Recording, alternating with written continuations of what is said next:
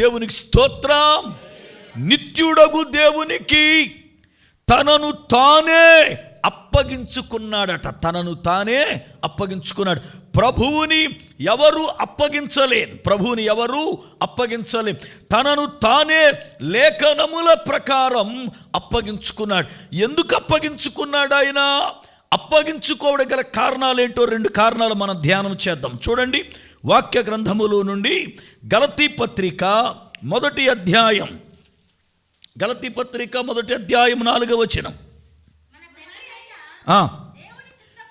మన తండ్రి అయిన దేవుని చిత్త ప్రకారం క్రీస్తు మనలను ప్రస్తుతము దుష్టకాలము నుండి విమోచింపవలెనని మన పాపముల నిమిత్తం తనను తాను అప్పగించుకొనెను.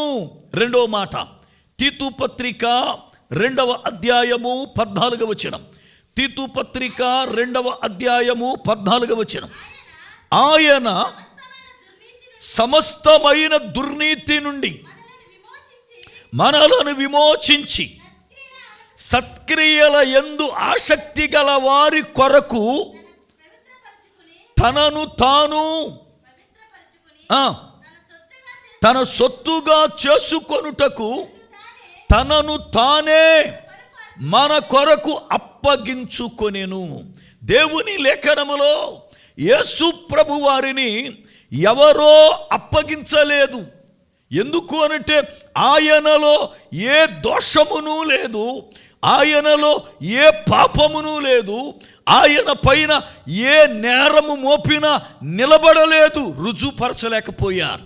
అయితే లేఖనముల ప్రకారం ఎందుకైతే లోకానికి పంపబడ్డాడో, ఏ కార్యమైతే తండ్రి తన ఎడల జరిగించాలని ఆలోచించాడో ఆ కార్యము నిమిత్తమై తనను తానే నిత్యుడగు తండ్రికి అప్పగించుకున్నాడు. దేవునికి స్తోత్రం. నిత్యుడగు తండ్రికి తనను తానే ఆయన అప్పగించుకున్నాడు. ఆయన అప్పగించుకోవడం దేనికి అని అంటే, నిర్జీవ క్రియలను విడిచి, నిర్జీవ క్రియలను అంటే మృతమైన క్రియలు మనుషులలో ఉన్నాయి, చనిపోయినటువంటి నడవడికలు మనుషుల్లో ఉన్నాయి. వాటి నుండి విమోచించబడి దేవునిని శుద్ధ హృదయముతో ఆరాధించడానికి, మనస్సాక్షిని శుద్ధీకరించడానికి తనను తానే అర్పణ చేసుకున్నాడు. అనగా యేసు రక్తం మన జీవితములో ఏ కార్యాన్ని చేస్తుంది అంటే మనస్సాక్షిని శుద్ధి చేస్తుంది.